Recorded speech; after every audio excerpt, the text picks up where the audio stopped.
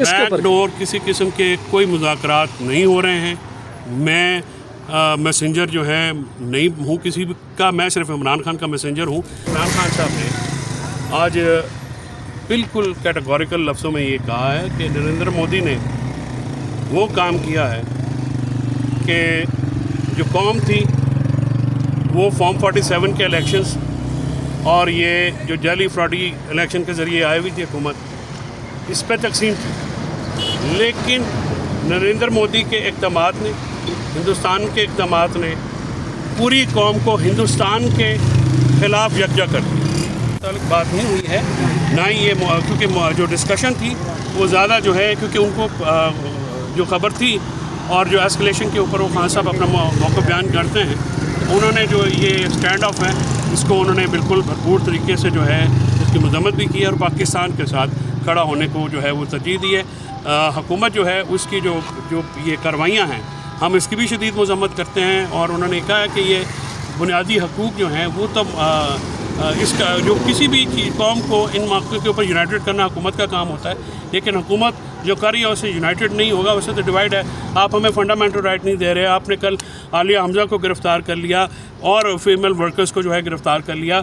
आप क्या मैसेज दे रहे हैं? आप अगर बुनियादी आइनी हकूक़ जो हैं, कानूनी हकूक़ को ही नहीं आप ऑब्ज़र्व कर रहे हैं, आज उनके वकला को रोक लिया गया, फैमिली से मुलाकात नहीं होने दी जा रही, तो इससे क्या गवर्नमेंट क्या मैसेज दे रही है? तो गवर्नमेंट जो है, क्योंकि गवर्नमेंट चाहती है, देखिए 26वीं आईनी तरमीम हुई है, 26वीं आईनी तरमीम के बाद हुकूमत का सिर्फ दो मतमा नज़र हैं, इमरान खान साहब जेल में रहें और इलेक्शन फ्रॉड जो है वो उसको कवर करें। मुलाकातों के हवाले से, मुलाकात में ज़हीर अब्बास साहब थे, उस्मान गिल साहब थे, महमूद अशरफ जोया साहब हमारे लाहौर के पुराने PTI के वर्कर हैं, हारून पंजोथा हैं मंडी बाउद्दीन से, वो थे। तो हम 5 लोग थे। बाकी उनको जो यहाँ पे मुझे बाद में पता चला कि सलमान सफदर साहब को भी रोका गया। अब सलमान सफदर साहब को रोकना का मतलब ये है कि आप इमरान खान साहब का जो अपने वकीलों से गुफ्तगू है वही आप लोग हैं, उनकी स्ट्रेटजी अब क्या, वो सलमान सफदर साहब हमारे मेन वकीलों के हेड हैं।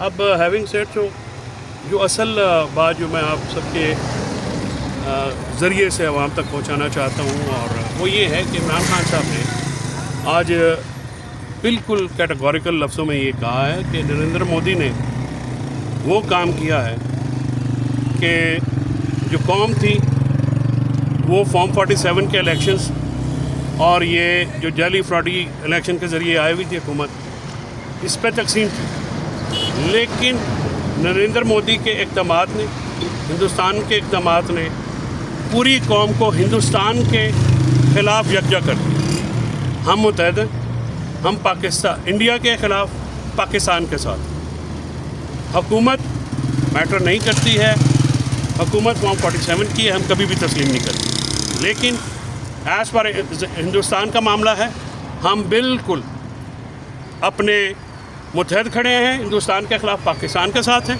और पाकिस्तान पे किसी किस्म की भी जो आँच आई हम उसका भरपूर जवाब देंगे।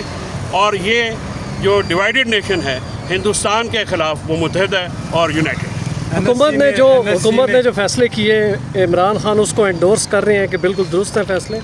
नहीं, हुकूमत ने क्या फ़ैसले किए हैं? हुकूमत ने जो फ़ैसले किए हैं, एक तो हुकूमत ने अभी तक किसी को एतमाद में नहीं लिया है। देखिए, नेशनल सिक्योरिटी काउंसिल की जो मीटिंग आई है, जो एलामिया आया है, हमने तो आपको वो बात की है जो हम एक इमरान खान साहब का आज सिर्फ इस स्पेसिफिक मुद्दे के ऊपर जो है, क्योंकि ये नेशनल इशू है, बाकी इसको किस तरह से डील करती है हुकूमत की बहुत सारी चीज़ें ऐसी हैं। अब हुकूमत को हम ये कह रहे हैं कि आप APC बनाएं, आप कैसे उस हुकूमत के साथ इंडल्ज हो जो कि फंडामेंटल राइट्स जो हैं वो भी नहीं प्रोवाइड करते। देखिए ना, आपने ये जो मैसेजिंग होती है, आज जो रोका गया फैमिली को, वकला को नहीं आने दिया गया है, तो इससे आप क्या मैसेज भेजें?